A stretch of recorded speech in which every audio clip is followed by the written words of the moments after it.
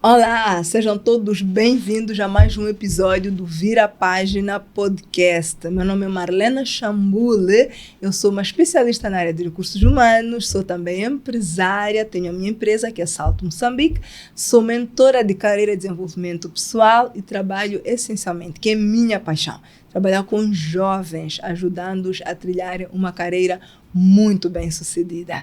Daiane, estamos aqui para mais um episódio. É verdade. Como é que estás? Tudo bem, e você? Também, tudo Que bem. bom. Espero que você em casa também esteja bem. Eu sou Daiane Loureiro, sou uma executiva e eu trabalho especialmente com o desenvolvimento de liderança e apaixonada por liderança feminina. E bem-vindos ao nosso episódio de número 48. Uau. 48. Uau, 48. Que jornada. É verdade. E nós nesse episódio vamos dar continuidade a um livro que já estivemos a ver na semana passada, que é Comece pelo Porquê. Exatamente, do Simon Sinek. Exatamente. Então, se você caiu aqui por acaso neste episódio, nós recomendamos que pause um pouquinho, volte para o episódio anterior, porque esta é uma continuação. Senão você pode ficar um pouquinho desenquadrado no que a gente está discutindo aqui. Exatamente. Nós decidimos que vamos dividir o livro em 3 episódios. Já fizemos o primeiro na semana passada. Temos este aqui hoje. Na próxima semana nós vamos dar continuidade. Tem muito conteúdo, então valia mesmo a pena fazer esta divisão. No episódio passado, nós falamos aqui da parte 1 e 2 do livro, que falamos sobre um mundo que não começa pelo porquê, e falamos também sobre uma visão alternativa, que é a visão do círculo dourado. E no episódio de hoje, nós vamos falar das partes 3 e 4 do livro. A parte 3 é líderes precisam de seguidores. E a parte 4, como mobilizar aqueles que acreditam. Então, vamos começar? Antes de começarmos, Daiane, eu quero fazer uma proposta para quem nos assiste. Deixem o vosso like. Nós fazemos esse conteúdo gratuitamente. Trazemos aqui muito do que nós temos de experiência como executivas de recursos humanos, tanto já nos trabalho, vários livros, best-sellers, e este é um conteúdo que nós queremos que chegue para o máximo de pessoas. Sempre que você se inscrever no canal, deixar o seu like, esse conteúdo vai chegar a muito mais pessoas. Então faz o seguinte, dá um pause no vídeo, deixa o seu like agora. Se lá pra frente você não gostar do conteúdo, você volta lá e tira o like. Mas deixa o like. Duvido antes que você vai tirar, tá bom? Eu também acho que sim. Mas é só pra quem pensa, imagina que eu não gostar. É porque depois você pode esquecer, o conteúdo vai estar tão bom que pode esquecer. É verdade. Então é melhor deixar o like agora. E pode maratonar, né? De uma vez assistir vários Exatamente. episódios e esquecer de deixar o like. Esquecer de deixar o like. Muito Agora bom. sim podemos começar. Boa, uma pausa importante, né? Então vamos começar a falar sobre essa parte 2 que a Marlena bem falou, e a gente vai começar a falar sobre o surgimento da confiança. Porque a gente falou muito sobre influência, inspiração, liderança, propósito, mas falta um tempero aí nessa salada, não é? Que é a questão da confiança. E o autor fala bastante sobre isso, e uma coisa que ele fala que, pronto, eu sempre pensei, mas ele coloca de uma maneira muito mais concreta, que confiança é resultado da previsibilidade. Quando você consegue mais ou menos supor o que vem a seguir, porque você já confia naquela pessoa, né? Então, quando as pessoas sabem o que podem esperar, Marlena, eu conheço a Marlena há muitos anos, eu sei que se ela combinou uma coisa, ela vai fazer, ela vai entregar, ela vai chegar na hora, se não chegar, ela vai explicar o porquê. Isso tudo, por essa previsibilidade, já gera uma confiança. Eu já sei, não, eu posso contar com a Marlena, porque se ela disser sim, é sim. Se ela disser não, é não. Então, isso gera o que o autor chama de segurança emocional. Né? Então, ok, eu não preciso ficar ansiosa, eu não preciso ter um plano B, eu não preciso pensar numa saída alternativa, porque eu já confio naquela pessoa, eu já confio naquele propósito. Né? E é isso que, na verdade, os líderes de verdade devem gerar. Confiança nas pessoas, essa segurança emocional. As pessoas têm que saber, não, essa pessoa normalmente funciona assim, assim, assim. Não vou fazer enquanto meu líder não disser que é para fazer. Mas quando ele me disser, por mais que vá me pagar depois, vá me esclarecer depois, se ele disse faz, depois eu te explico, eu confio nele e eu vou fazer. Então, acho que esse é um bom pontapé de partida para a gente começar a discussão sobre essa parte, né? E eu quero trazer um exemplo, Daiane, do local de trabalho. Vocês já repararam que aquelas pessoas que são muito boas, aqueles trabalhadores de alto desempenho têm muito mais trabalho que os outros. Por quê? Porque os líderes confiam neles, porque sabem que eles vão entregar.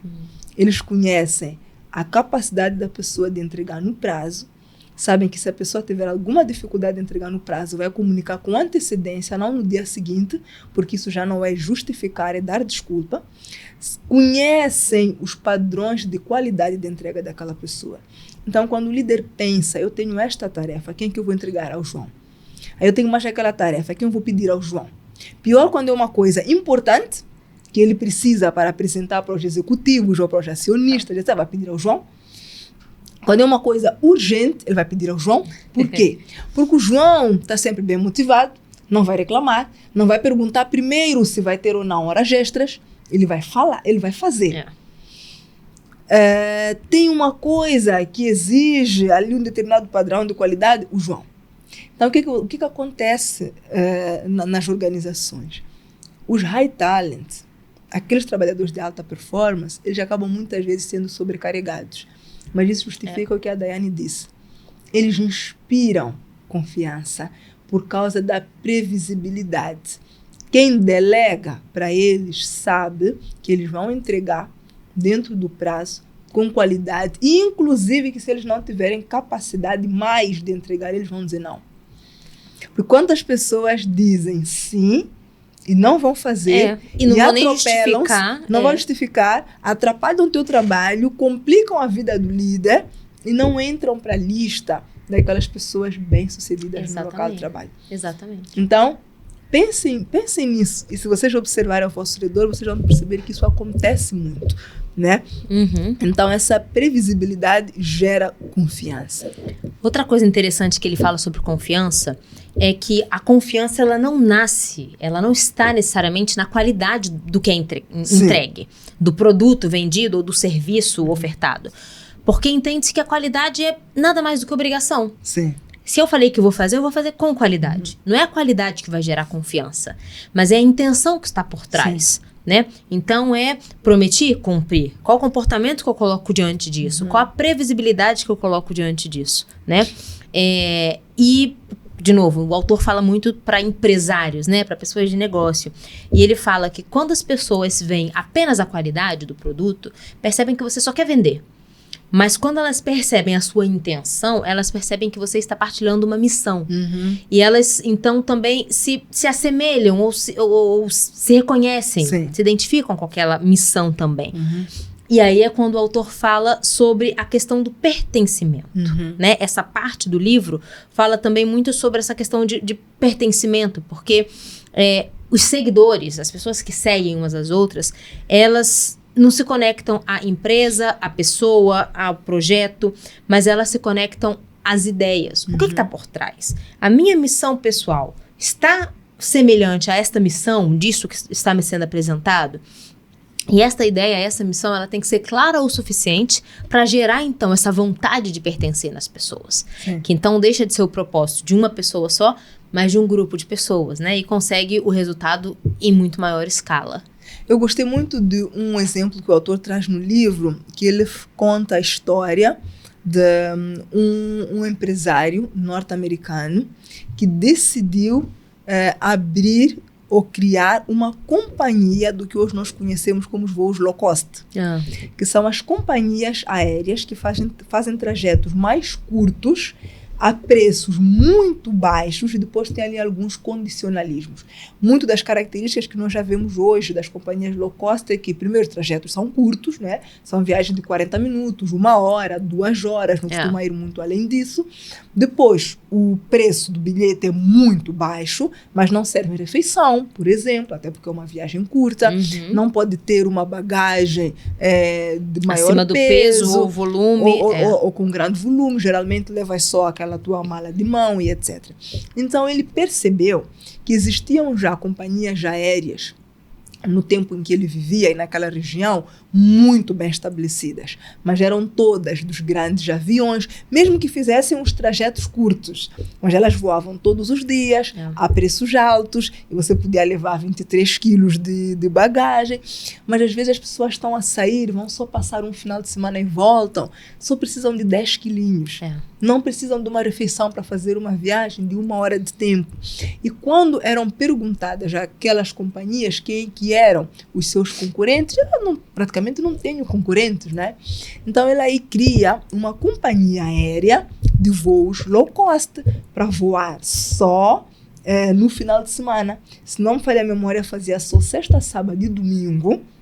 E depois tinham essas características. Mas ele dizia, eu estou a competir com os carros e os comboios. E eu quero colocar aquelas pessoas de baixa renda a terem a possibilidade de viajar de avião. Mais conforto, muito mais rápido, porque uma viagem que de avião você faz 2 horas, de carro você, dependendo da condição da estrada, pode fazer 8 horas, 10 horas, um dia inteiro, exatamente. Então as pessoas viram naquela empresa um propósito para se conectar, porque o dono daquela empresa quis dar a oportunidade de quem tem renda baixa de viajar no conforto, rápido, no avião. E o que aconteceu? As outras companhias aéreas, que já eram muito maiores, né, vê a ideia do negócio e também criam suas linhagens low cost, mas as pessoas não foram comprar. Tinham mais qualidade, eram empresas já há muito mais tempo no mercado, sabiam muito melhor operar aquele serviço, mas as pessoas não foram comprar. Por quê? Porque o porquê não estava lá. Exatamente. O porquê não estava lá. Não foi você que pensou no porquê. Nós estamos a falar sobre isso desde o episódio passado. Tem que estar muito claro o porquê. Porque o porquê é a semente que vai gerar confiança. Quando um líder ou quando um profissional sabe o seu porquê e age de acordo com esse porquê, ele cria confiança duradoura para os seus clientes, para a sua equipa, para os seus pares, porque você tem um porquê e age de acordo com esse porquê. Muito bom. E juntando isso, né, o que a gente falava há pouco sobre o seu porquê, influenciar outras pessoas e aumentar o grupo de influência, o autor fala sobre o ponto da virada. Sim. Né? E o ponto da virada, ele diz que é quando a ideia que uma pessoa tem passa de uma pessoa para um pequeno grupo. E depois de um pequeno grupo para um grande grupo.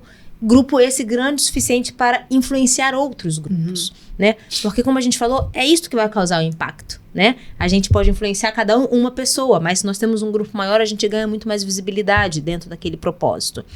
E é muito interessante porque ele fala sobre a importância e a necessidade de pararmos de tentar agradar a maioria. Quando você tem muito claro qual é o teu propósito, qual é o teu porquê, você quer atrair as pessoas que se assemelhem e que se identifiquem com este porquê.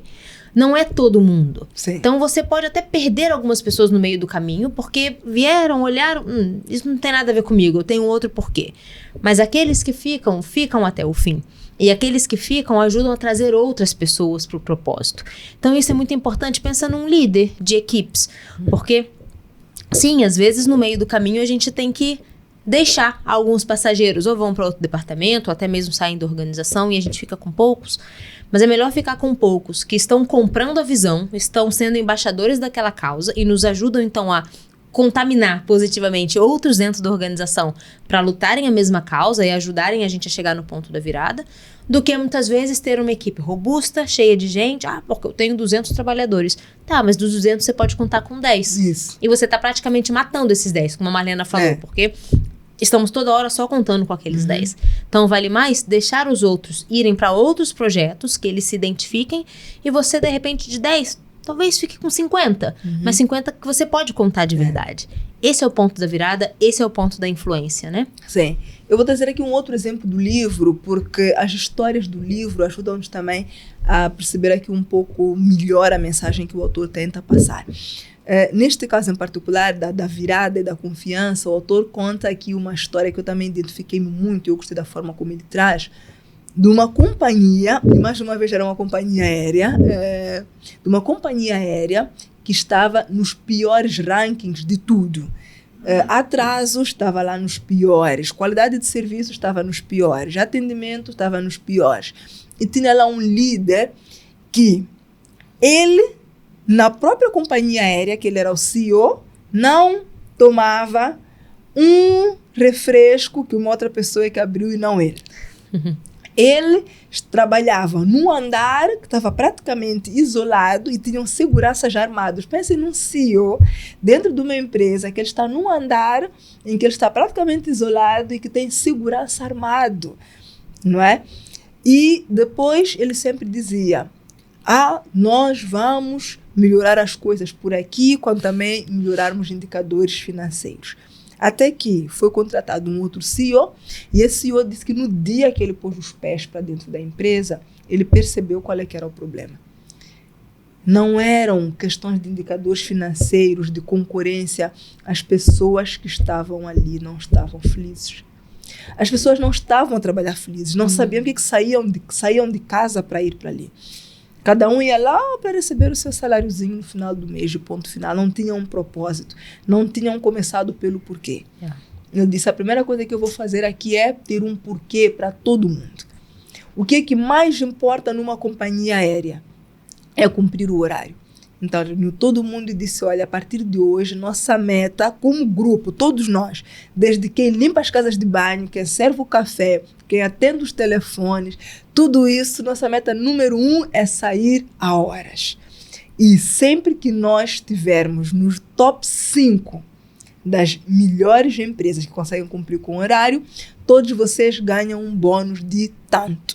Os bônus deixam de ser só para os executivos. Aí as pessoas tinham um porquê, claro, nós somos todos uma equipa, nós temos todos trabalhar juntos, o porquê está claro, nós queremos estar nos top 5, a minha vida melhor ainda por cima, não é? Que eu vou ter mais dinheiro no bolso, e isso é o que vai fazer com que a nossa empresa volte a ter o brilho que tinha. De que acontecia, as pessoas iam trabalhar felizes. E ele tirou as seguranças, obviamente, deixando as portas abertas. Isso o que fez? Aumentou confiança, gerou confiança no líder. Então, comece pelo porquê, mas no processo de construir o como, lembre-se sempre da confiança. As pessoas devem saber onde estão, para onde vão, por que estão a fazer isso, e você orienta no como e no quê. Porque depois é simples, nós já sabemos que nós queremos estar nos top 5. Então, é a mesma coisa. Você, enquanto trabalhador, onde é que você quer estar? Qual é o motivo que te faz todos os dias acordar e ir trabalhar? Então, é uma reflexão boa. E é interessante você trazer isso, porque conecta com um ponto a seguir que o autor traz, que é, comece pelo porquê, mas saiba como. Sim. Porque a gente falou anteriormente, embora se comece pelo porquê, a gente não pode ignorar e negligenciar o como e o quê. Então, o autor traz a provocação de que muitas empresas tentam copiar o porquê com uma frase bonita. Pega a frase de uma outra organização, muda a vírgula de lugar, muda uma palavra, mas no final coloca aquele porquê igualzinho, né? Mas no dia a dia, o comportamento se mantém o mesmo. Então começa a ser questionável. Esse é o nosso porquê, mas o nosso como não condiz com esse porquê. O como a gente faz as coisas nunca vai nos levar nesse porquê, né? E isso é perigoso, porque os trabalhadores percebem, o mercado percebe, os clientes percebem. Então começa a ficar completamente descasado, né? Incoerente. Então, no final das contas, o seu como é que torna o seu porquê real. Porque dizer aqui um porquê muito bonito, qualquer um consegue. Ainda mais hoje com inteligência artificial. Nossa. Eu coloco um pouco do que eu tenho na minha cabeça, vai me dar um slogan muito bonito. Mas não basta apenas ter aquele porquê escrito numa parede, escrito aqui no meu bloco de notas, onde quer que seja, se o meu comportamento não condiz com aquele slogan, com aquele porquê, né? Então, a gente tem que ser coerente. E o que é o como que torna o porquê real? São comportamentos, são princípios, são valores. É o que a gente faz, como a gente faz no dia a dia. E isso mostra se a gente acredita ou não no nosso porquê, se a gente vive ou não o nosso porquê. E nisso a gente pode pensar não apenas numa organização, como o autor tanto fala, mas nós como indivíduos, como pais, como mães, como profissionais. Faça o que eu digo, mas não faça o que eu faço. não funciona quando a gente quer criar confiança, a gente quer criar um porquê comum, né? Então, eu tenho que agir conforme o que eu falo. Eu tenho que agir, de fato, conforme os meus valores e as minhas crenças. Não tem isso de eu falo uma coisa e faço outra. Porque, de novo, fica completamente coordenado e as pessoas param de perder a confiança na gente, né? Então, ele é muito interessante. Ele fala que o como funciona como um filtro. Ajuda você a decidir, ajuda a decidir o que você faz e o que você não faz. Então, tem uma frase que eu já falei aqui muitas vezes em outros episódios, né? O que eu estou fazendo me aproxima ou me afasta do meu objetivo? Porque se me aproxima, tudo bem, tá coerente, faz sentido, vamos em frente. Se me afasta, não. Então, vou usar como sempre exemplo de ganho ou perda de peso, porque é muito concreto, né? Eu quero perder peso, porque tenho lá os meus motivos, né? Minha saúde, minha autoestima, minha disposição, tá bom. Agora, como eu vou fazer isso? Se eu quero perder peso, mas eu tô tomando refresco, chocolate, trigo toda hora, tá um pouco incoerente. O meu como tá me afastando. O que eu faço todos os dias me afasta daquilo que eu digo que quero tanto. Então, se eu quero tanto, os meus comportamentos têm que mostrar esse tanto que eu quero, esse tanto que eu acredito, esse porquê tão forte. Exatamente. Eu tenho feito muitas consultorias agora para empresas e eu percebo, tanto trabalhando com pequenas e médias empresas, e até muitas vezes, surpreendentemente, com grandes empresas, vamos lá fazer um processo de transformação cultural ou alguma coisa do gênero. A primeira pergunta que eu faço é: vocês primeiro aqui nesta sala que estão a conversar comigo, né? São líderes. Vocês conhecem missão, visão e valores? Eu ainda encontro grupos de pessoas que não conhecem. Imprimiram, afixaram na entrada ou tem um roll-up, mas não conhecem. E eu não falo de dizer como está escrito, taxativamente com a vírgula, mas é o porquê. Não é? É o porquê. Então, assim, você vai trabalhar para uma organização, você é líder numa organização, você tem a tua própria empresa, não importa. Qualquer pessoa que faz parte daquela organização tem que saber qual é o porquê. E o porquê está na missão, visão e valores. Eu me recordo até hoje da visão da primeira empresa que eu fui trabalhar, que a visão era ser a mineradora número 1 no mundo, porque na altura era a segunda maior mineradora, e queria ser a número 1. Obviamente, depois tinha lá com sustentabilidade, mas vocês percebem isso? Passaram muitos anos. E eu lembro disso, porque eu todos os dias pensava assim, nós todos estamos aqui a trabalhar para essa mineradora ser a número 1. Né? Então, é importante isso. Agora, se vocês estão aqui nos já acompanhar, se vocês estão aqui conosco, escrevam nos comentários se vocês conhecem ou não a vossa própria missão, a vossa própria visão para a vossa vida. Quais é que são os vossos valores? Podem comentar. Se vocês conhecem, já comentem lá. Olha, os meus valores são esses, eu conheço a minha missão é essa, eu conheço a minha visão é essa. Se não conhece, tá à vontade para dizer, eu não conheço, eu vou refletir sobre isso, eu vou fazer esse TPC. Então, coloca aí nos comentários que este é um ponto extremamente importante, porque depois é o que desencadeia todo o resto. Exato. Se uma empresa, uma ONG, até instituições públicas têm missão, visão e valores, você, indivíduo, tem que ter também. Qual é que é a tua missão, teu propósito aqui na Terra? Qual é que é a tua visão para o teu futuro? E quais é que são os teus valores? O que você não negocia? Né? O que te faz dizer não? Quando aparece uma oportunidade, né? O que te faz dizer não? São os teus valores. Então, você conhece, tem consciência disso. Ter consciência disso é isso. E a virada de chave que o autor aqui traz acontece quando isso está claro. Né? Perfeito. Eu acho que isso é extremamente importante. E aí, seguindo, e está muito conectado com o que você acabou de falar, saiba o porquê, comece pelo porquê, saiba o como, e agora vamos falar sobre o quê. Sim. Porque o autor fala, e com certeza você em casa vai pensar em algumas pessoas, talvez você mesmo, o nosso o quê pode mudar com o tempo, mas o porquê não. Então, se eu tenho o meu propósito, o meu porquê muito claro, há pouco, no episódio anterior, falamos sobre, eu quero salvar vidas. Tá bom, a princípio, O que eu vou ser? Vou ser médico, mas depois eu vou ser um salva-vidas na praia. Tudo bem. O meu porquê não mudou. Mudou o como. Sim. Isso acontece o tempo inteiro. E se a gente pensar numa empresa, os produtos mudam, o mercado muda, o serviço muda, mas o porquê não pode mudar. O porquê tem que continuar estável. E isso também nós como indivíduos. A gente pode ter planos diversos. Eu quero cursar tal coisa, depois vou cursar outra. Por quê? Se o seu porquê continua ali, o como faz parte. A gente tem que se transformar conforme o mundo muda, tá tudo bem. Mas o porquê não muda. E o que acontece muitas vezes é que empresas se perdem no meio do caminho porque elas começam a negociar o seu porquê. Porque elas começam a querer se adaptar às oportunidades que aparecem e esquecem completamente o porquê existiram, porque foram criadas no início.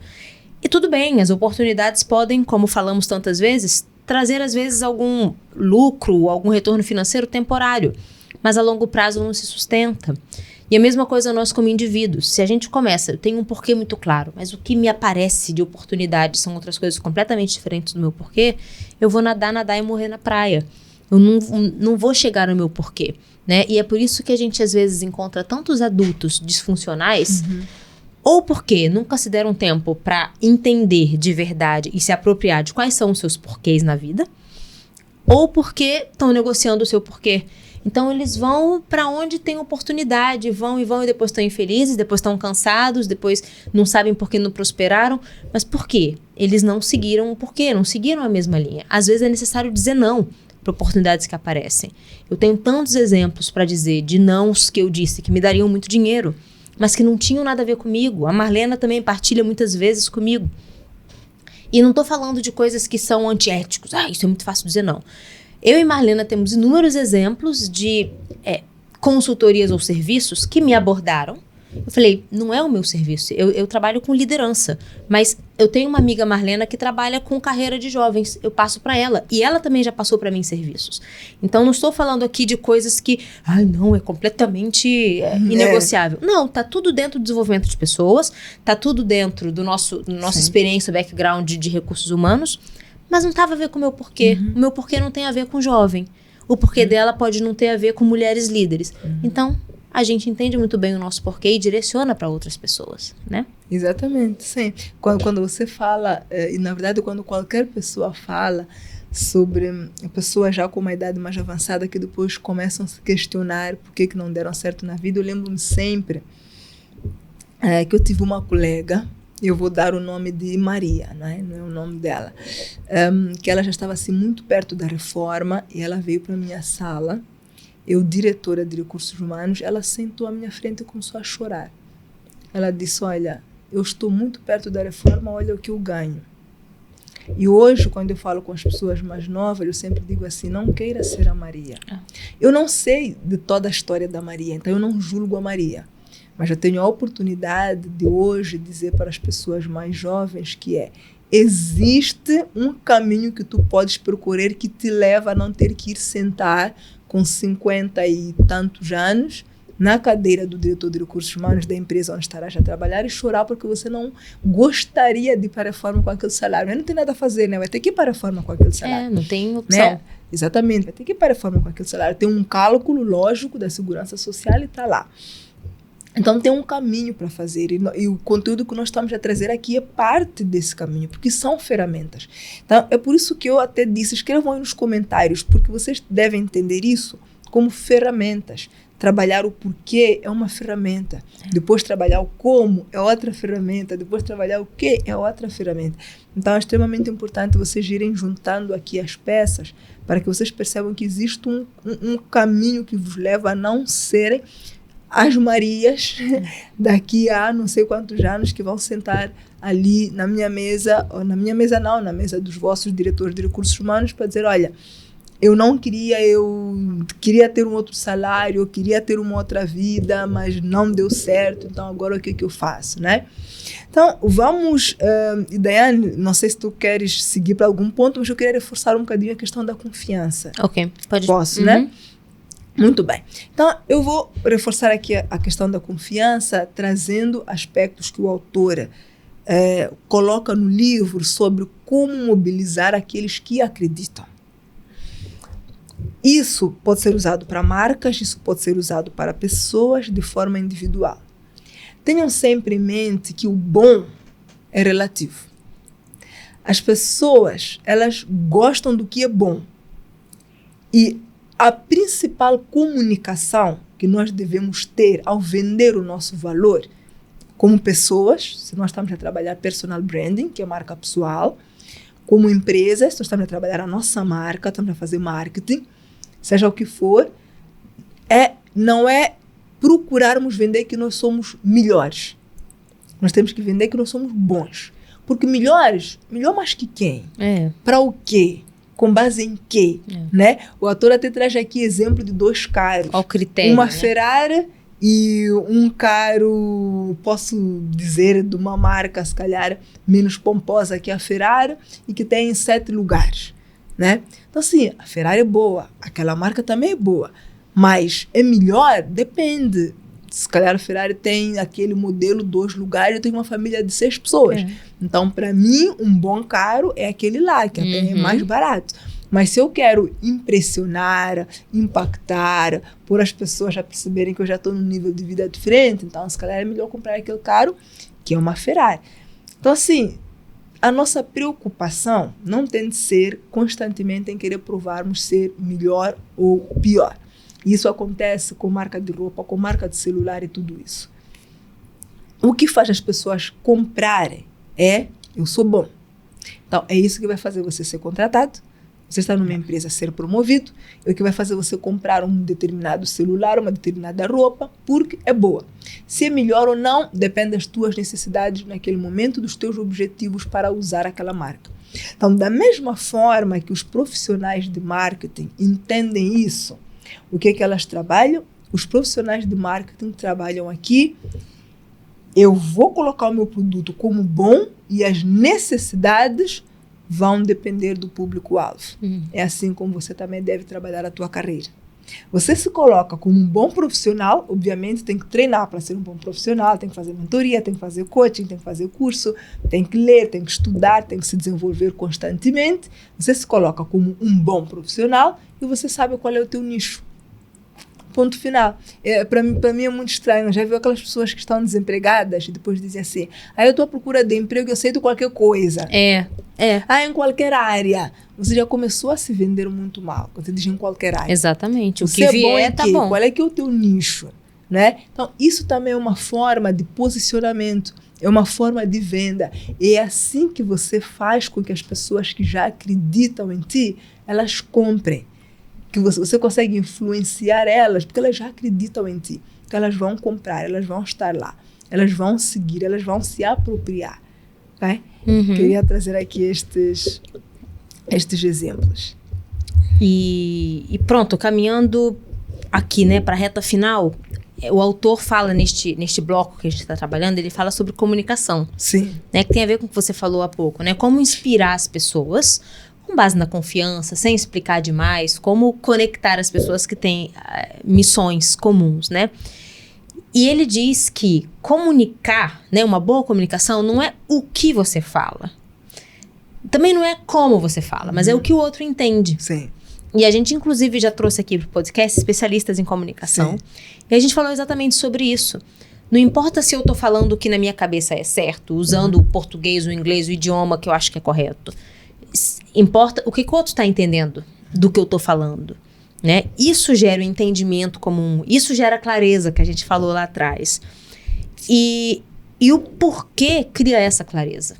Então, independente de que tipo de idioma ou que tipo de linguagem a gente fala, se o porquê é comum, as pessoas se entendem. Olhem grupos religiosos, por exemplo, que eu posso sair do Brasil, vir para Moçambique, de Moçambique ir para a África do Sul, e se eu tenho ali uma crença comum, porquê comum, eu vou conseguir encontrar uma igreja lá, aqui na África do Sul, que fala a mesma linguagem que eu. Mesmo que a gente não fale a mesma língua. Sim. Mas porque o porquê é tão conectado que naturalmente já existe uma conexão ali, né? Então, ele vai além e ele diz que fatos, eles não se explicam sozinhos, né? Eles ajudam a dar suporte na decisão, mas que histórias funcionam melhor do que argumentos. Ou seja, você ter evidência daquilo que você fala, histórias concretas, pessoas que já passaram por aquilo, pessoas que já superaram aquilo, isto convence muito mais. E a gente volta a falar do que falamos há bocado, que é você viver o que você fala. Você ter histórias em primeira pessoa que corroboram, que confirmam o seu porquê. Naquele grupo de pessoas que tem a mesma missão, ter pessoas que também sabem falar em primeira pessoa de exemplos reais que aconteceram, que confirmam o porquê. Porque é isso que, no final das contas, sustenta a comunicação, ainda que não se fale a mesma linguagem, ainda que o nível de instrução seja diferente, ainda que os backgrounds e os modelos mentais de criação de cada um seja diferente. Mas um porquê baseado em evidências, baseado em histórias reais, não tem argumento contra isso. Exatamente. Nesta parte da comunicação, o autor traz aqui, na parte 4 do livro, que é como mobilizar aqueles que acreditam. E eu gosto muito que ele diz assim, comunicação não tem a ver com falar, tem a ver com ouvir. E gravem isso, comunicação não tem a ver com falar, tem a ver com ouvir. E marcas e empresas que ouvem, vendem melhor. Afinal, por que é que as marcas vão lançando edições diferentes sobre o mesmo produto? Porque é que um único livro, um best-seller, que saiu a primeira edição, vendeu aos milhares, damos por nós, está na 10ª edição. Porque ouviu. E ouvir é ouvir feedback. É o que o meu cliente diz sobre o meu produto. O que pode ser melhorado sobre o meu produto. Então, a comunicação é muito sobre isso. É muito sobre o que é que se fala. Para nós que somos de recursos humanos, onde começa a nossa comunicação? É entendendo o que acontece nos corredores da empresa. Exatamente. O que é que os trabalhadores estão a falar, que se calhar não nos estão a dizer, mas eles estão a falar. Então, nós temos de saber escutar. Não é fazer fofoca. E nem é preciso ir perguntando a todo mundo. Há mecanismos para fazer isso. Um deles é um questionário de clima, que é... como é que se diz quando a pessoa não põe o nome? Anônimo. Anônimo, exatamente. Que é anônimo. Então, você tira um questionário de clima com várias perguntas sobre a liderança, sobre o salário, sobre os benefícios, sobre o horário, sobre as instalações, sobre o relacionamento, sobre os processos, sobre o equipamento de trabalho, tudo. E ele está no anonimato. Você nem precisa fazer fofoca. Tem uma ferramenta para isso, que é uma ferramenta essencial para um gestor de recursos humanos e para líderes de topo também. O que você está a fazer? Você está a ouvir. Porque se você quer um ambiente de trabalho melhor, você tem de ouvir. Da mesma forma, se você quer ser um profissional melhor, não se tranca no teu ego. Ouve. Eu, em todas as minhas mentorias, eu começo com autoconhecimento. E aí, quando estamos a trabalhar autoconhecimento, eu trago várias ferramentas. Tem testes de personalidade, DISC, MBTI, tem janela de Johar, tem testes de inteligência emocional e tem sempre feedback. E eu sento com os meus mentorados e eu digo, vamos fazer aqui uma lista que faça sentido das pessoas que você deve pedir feedback, sempre tendo em conta os teus objetivos. Porque se meu objetivo é ser promovida no trabalho, não necessariamente eu vou pedir feedback para minha mãe, para minha amiga, para o meu marido, né? Então eu vou pedir para o meu chefe, para os meus pais, para os meus clientes, colegas de trabalho, para os meus clientes, se calhar fora da organização, para fornecedores que interagem comigo e por aí vai. Assim, independente do objetivo, mas tem sempre feedback. Eu sempre digo, saia do casulo. Porque você vai se comunicar melhor com as pessoas, você vai comunicar melhor o teu valor, você vai comunicar melhor o teu porquê quando você parar para ouvir. As expectativas dos outros, o que os outros pensam sobre o teu trabalho, o que os outros pensam sobre a tua entrega, como é que eles entendem a tua qualidade de entrega, como é que eles entendem o teu relacionamento, porque quantas vezes as pessoas nem fazem ideia de que todo mundo acha que ele é rude. Todo mundo acha que ele é arrogante. E a pessoa está lá, chega, quase que não diz bom dia a ninguém, toda posuda, e pensa assim, todos os meus colegas acham que eu sou muito poderoso. Não, as pessoas dizem que você é arrogante. E você nunca perguntou o que eles acham, você está certo que sabe o que eles acham. Né? Então, usa as ferramentas que existem para começar o exercício da comunicação ouvindo. Porque é muito sobre como é que eu vou falar se eu não percebo essa pessoa, as perspectivas daquela pessoa, a forma daquela pessoa de pensar, de ver o mundo e etc. Então, eu gosto muito dessa abordagem que o autor aqui traz. Comunicação é muito mais do que falar. E ainda sobre comunicação, e caminhando aqui para o final, já estamos com 40 minutos mais ou menos, uma coisa interessante que ele fala, e eu lembro que o Arafat falou isso quando esteve aqui conosco, é comunicar não é sobre falar muito, não é sobre falar bonito, usar palavras difíceis, porque muitas vezes a gente, por que quer colocar palavra bonita? A gente coloca palavra que não faz nem, portanto, começa a frase com portanto, portanto, gente, vamos lá entender o que é portanto. Portanto é quando eu vou dar continuidade a alguma coisa, eu não posso começar uma frase com portanto, né, entretanto. Então as pessoas às vezes colocam palavras bonitas ou demoram muito para explicar uma coisa, e aí que a gente tem que parar para refletir. Se você tem que convencer com muita explicação do que você quer falar, quem você é, por que você faz, ou qualquer informação que você quer passar, tem alguma coisa errada. Porque comunicação clara, ela é curta, ela é objetiva. Você não precisa ficar convencendo ninguém pelas suas palavras. Normalmente, como a gente falou aqui, o teu porquê e as tuas atitudes é que convencem muito mais. Então, se você precisa ficar explicando muito o que você faz, por que você faz, como você faz, tem alguma coisa errada, né? E esse capítulo, né? Esse daqui é o capítulo 10 do livro, é o fecho dessa segunda parte, como a Marlena falou, e ele fecha com uma reflexão que eu acho muito interessante, que é o seguinte: a comunicação mais poderosa que existe é aquela que faz o outro dizer, isso é exatamente o que eu acredito.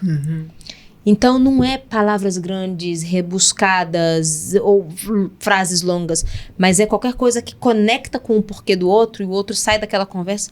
Eu penso exatamente igual, exatamente no que eu acredito. Aquilo gera conexão e quando você vê, pronto, já tem um aliado, né? Então, que a gente procure realmente.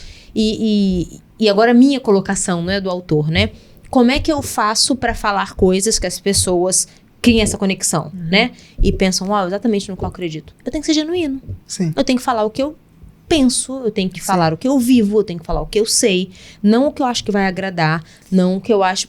Porque se vocês me pedirem para falar aqui de finanças, eu vou falar de como eu faço a gestão das minhas finanças, mas não como um especialista. Eu não sou uma especialista financeira. Então, talvez eu não conecte com vocês no coração. Porque não é o que sai do meu coração, é o que sai da minha cabeça pelo que eu estudei. Mas se eu vou falar de pessoas, eu vou falar do meu coração. Também da minha cabeça, porque eu também estudei. E aí conecta. Entende? Então, volta lá pro início. Entender quem eu sou, por que eu sou, qual é a minha missão. Porque aí quando eu falo da minha missão, eu falo com o coração. Eu falo com propriedade. E aí eu conecto com a outra pessoa que fala, uau, que clique, pensava exatamente igual, né? Então que a gente faça esse exercício de introspecção. Boa. Enquanto estava já aqui a falar, eu só estava a pensar, o episódio está a acabar, será que o Anwar fez aqui um vídeo que nós vamos precisar depois para colocar nas redes sociais? Pela cara deles, não. Pela cara deles, não. Por favor, que nós vamos precisar desses vídeos para as redes Digam sociais. Digam lá, sim ou não, só sim isso. Ou não, só isso. Fez? Então tá bom. Então pronto. Então podemos encerrar. Podemos encerrar. Um tintim pro Anwar, esse tintim. Até a próxima semana.